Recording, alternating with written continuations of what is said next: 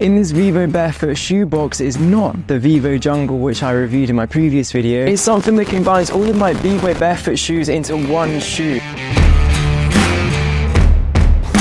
The problem with all of my barefoot shoes is they're all kind of sporty and for outdoors in the woods and whatever. I like clothes that are practical and you can move around and just feel comfortable. And that's resulted in the barefoot shoes that I've got being like trainers or boots for climbing around in the forest. If I need to, as a wildlife photographer, get to the top of a tree and photograph a peregrine falcon. These three shoes are literally the only shoes that I own. And I end up just wearing the Vivo Primus Trail for like my smart occasions. And I don't really feel the part when I've got a full suit on and just like a pair of trainers. So I've decided to put all of those shoes into one, but a shoe that has that formal factor. So here is an unboxing of the Vivo Scott 4, and that is what I was looking for. So this is basically a barefoot work style boot. They say work style on the website, so they don't specifically say it's a work boot, just a work style boot. But I will be doing some work in this boot and also wearing it quite a lot. So this is made out of a sustainable leather, and you can tell that the leather might have been reused, and it does really have that kind of like rustic look to it. When I was buying this, I knew that I wasn't going to get like a shiny pristine boot. I was actually going for a boot that you could wear around and it would get mucked up and it would still look pretty good. And there is a real art to clothing that no one really talks about, which is a style where you can buy something like this, wear it, and it still looks super smart, even though it's got like a bit of mud on it or some scratches. And that to me is what defines timeless clothing, is a piece of clothing that you can just wear and get worn, and all of the marks and scratches and blemishes actually add to the overall character of the boot. And especially because this is a work style boot, you expect work boots to have scuffs on, and the fact that you can wear these in like a business meeting or a formal occasion is just a bonus. And this review is not sponsored by Vivo, so I can say whatever I want. But the good thing about this is I actually do like Vivo shoes, and that's why I got them. Because I've had Vivobarefoot shoes for so long, I know they're super reliable and whatever I buy will actually just suit my needs. I like brands that you can just buy from and you know that they're quite reliable, and I haven't had any problems with them yet. But if I do, I will document that with any of my shoes, but I haven't so far. So straight away I can feel that the sole on these shoes are about the same as the first ever pair of Vivos I had, which was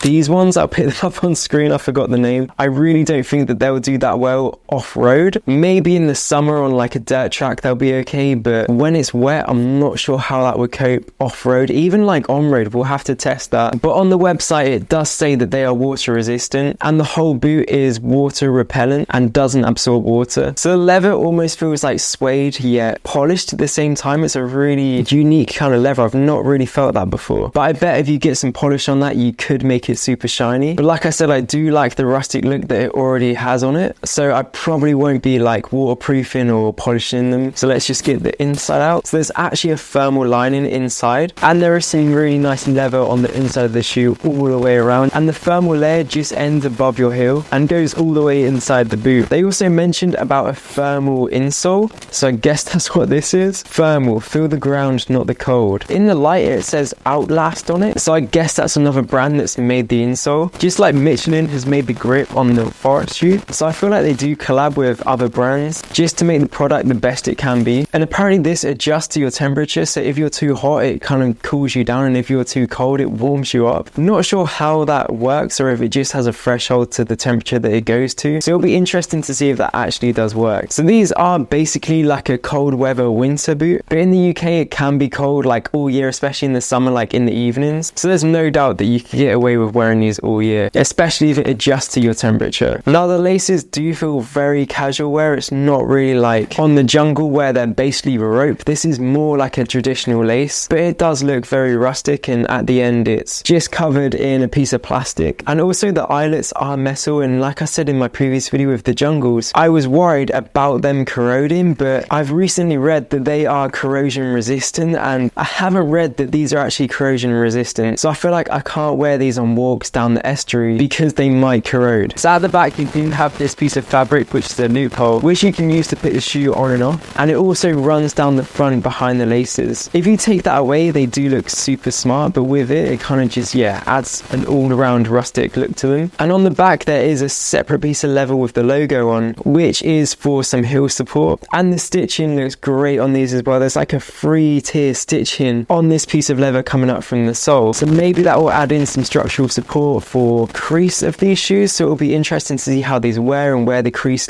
comes along and if the crease completely destroys them. But overall, the stitching looks amazing on these. And on the tongue, it said handcrafted in Portugal for Vivobarefoot. So Vivo uses a Portuguese manufacturer for these, I'm not sure. And the jungles are made in Vietnam, so I feel like Portugal is known for its good leather. So that's really cool that they chose Portugal to manufacture this. But the thing with like made in Portugal, made in England, all of this stuff, it's where all of the fabric and pieces are put together. So if you did supply the leather from, let's say, like Sri Lanka, and the sole from England and the laces from Spain, but then send all of the fabric to Portugal to put the shoe together, it would actually say made in Portugal, even though like none of the pieces are from Portugal. But regardless of that, let's just say it's from Portugal. But it doesn't really matter where it's from because this leather does look super nice. And the color as well, I feel like will change with time. Like the more you wear it, the more kind of darker it might get. And that's something that is really cool about leather, is it wears like in different ways. So I'm really looking forward to that. Let's just see the other one. The other one might be like pink or something.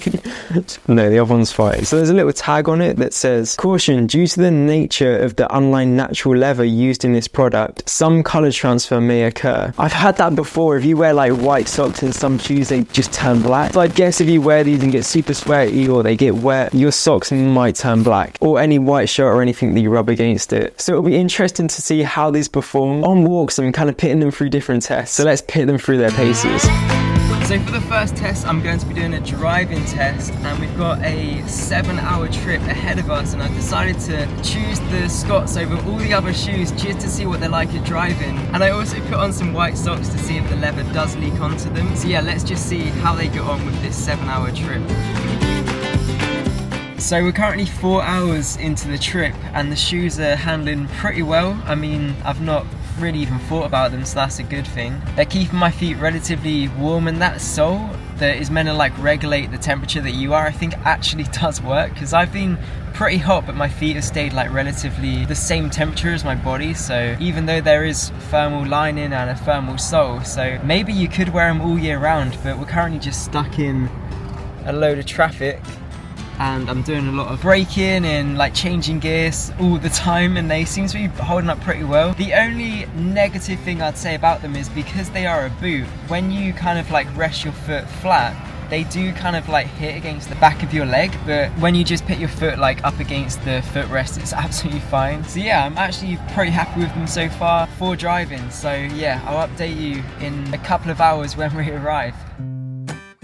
So what was meant to be a 8-hour trip is actually taken about 9 hours. We've got 14 minutes left. So I really put these shoes through their paces in terms of driving. I've been driving in them non-stop for 9 hours and they have performed pretty well. Like I haven't even thought about it. And I feel like they are ideal for driving, I'm not gonna lie. You can drive somewhere, get out and just look super smart and be in a pair of boots and keep warm. And yeah, they've gone way above my expectations in terms of driving. So for the driving test, I reckon I would give them a literally like a 10 out of 10. There was nothing wrong with them. I didn't even like think about them, but I'm not sure how they would perform if you're actually like taking them around a track with a track car. But for just driving around, yeah, they were really good. So I was going to wait for a nice sunny day to do the walking test, and then I realised that this is the reality of living in the UK. It's always raining. Like this is the forecast for the next couple of days, so I will be walking around in the rain quite a lot in these. So why not do the walking test in the authentic British weather? So I've just walked up this little bit here and it is a slight bit of a hill and they're already kind of slipping around. It's kind of this like wet mud that they struggle on. Just look here, I'll put it there, put some weight on it.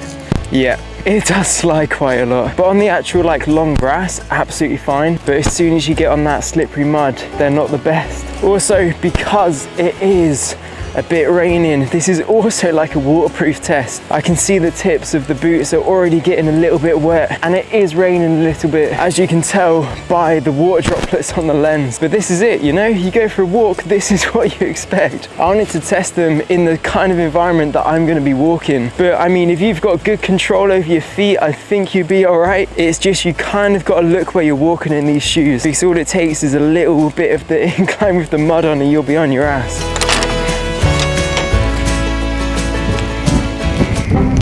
Oh shit, there's balls, mate. You know, I didn't know that. The weather's only getting worse and shoes seem to be alright.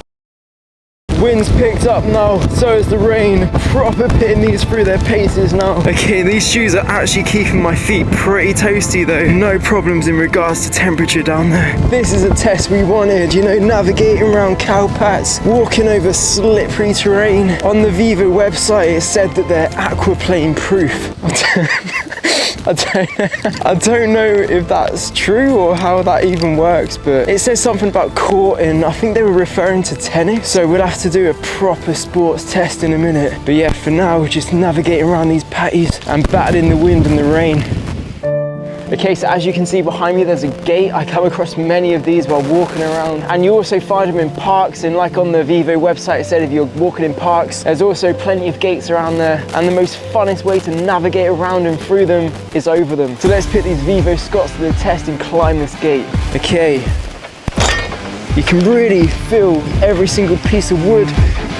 And I'm stuck on a bramble. Okay, can't feel it through the Scots though. Okay, having to go on the gate now, and there we go.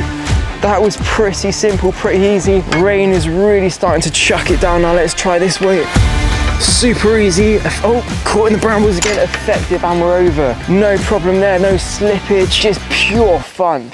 So yeah, in terms of climbing, this is probably the most extreme climbing you'll do in these shoes. No problem at all. But yeah, don't try this at home. I came out of the womb climbing over a gate. So I actually did go to the graduation in these shoes. It all went well. And I also climbed up the steepest hill. It's actually called Steep Hill in Lincoln. And there was no problem at all, just scaled it super quickly. For the walking test, I would probably give it 6 out of 10. You know, I felt restricted when I was walking up that hill, and I had to be aware of where I was placing my feet all the time. But yeah, you could feel the ground and kind of feel what you're doing, but at the same time you were just always aware of like that you could slip at any moment. But yeah, for walking around town, I get these like a 10 out of 10 if you're just sticking to pavements. But yeah, for actually adventuring, yeah, I don't think they're too great. They will protect your feet, but it's just the grip that lets them down a little bit.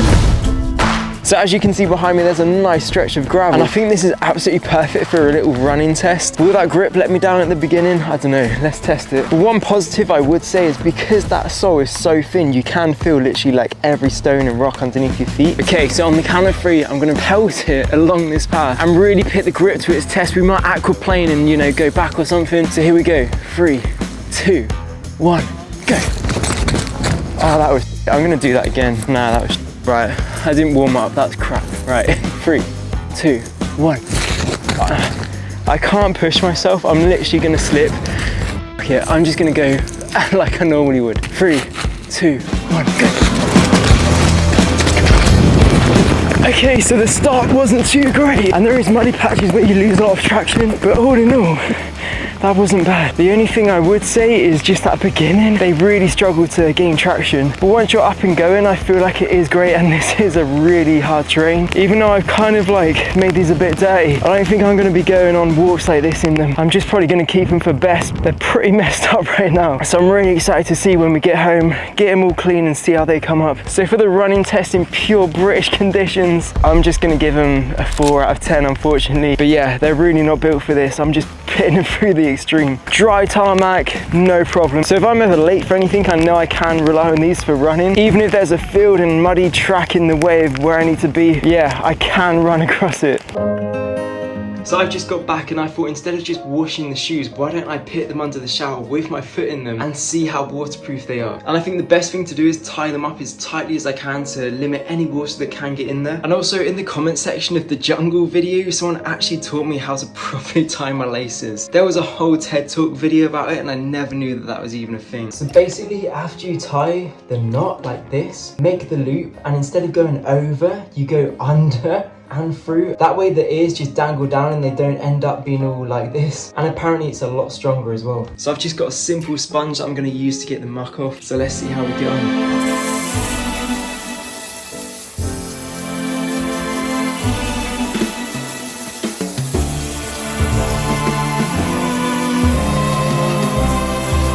Okay, so there's nothing coming through them yet.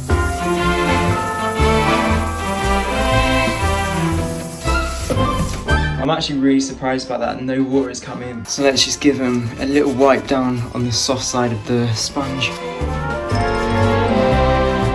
They literally haven't let in any water. But let's take them off and actually check the sock.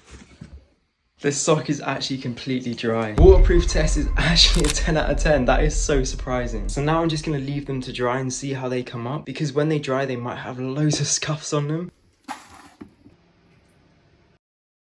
So it's taken 2 days for the actual leather to dry out. And the first thing I'm noticing is there is a lot of crease marks on them. For some reason, there's more on the left shoe than the right shoe. And I am noticing that on both of the insoles, the lettering has actually worn off a little bit. But I'm not too bothered about that because you can't really see it when the boot's on anyway. Another thing is the sole has come a little bit away on the heel of the left shoe, just above the stitching, but I'm not too concerned about that because it is above the stitching, so it's not like the whole sole is gonna fall off. But yeah, I'm overall pretty happy with how these have turned out considering what we put them through. And like I said at the beginning, all of the scuffs and kind of marks really add to the boot, and they still do look pretty smart. Okay, so it's 4:30 in the morning, and you know what that means. It's time for a gym test. I love waking up before anyone else. It's just you and the world, you know.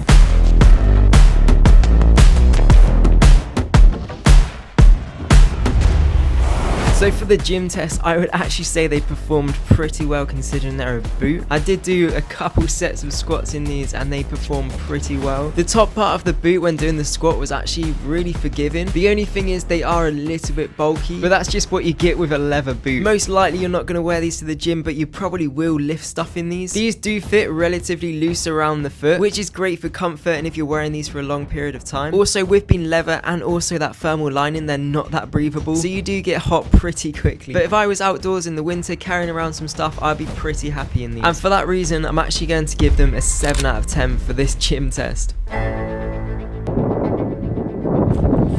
Next up, I want to do a bike test. Going from the test so far, I think these are shoes made for like concrete in the city and commuting. And in cities, people can move on bikes. So let's see how these perform.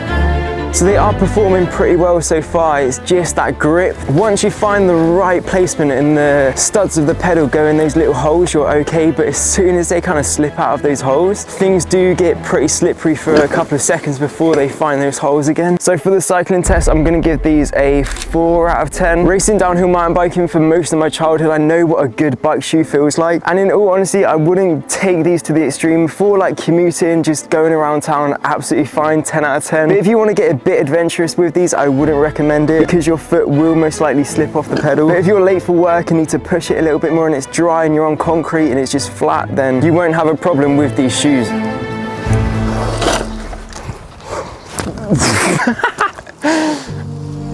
So overall, I'm going to give these shoes a 5 out of 10. And why I'm going to give them 5 out of 10 is because half of the shoe is great and the other half is not too good, and you know what part I'm talking about. Some weight on it. 1, go.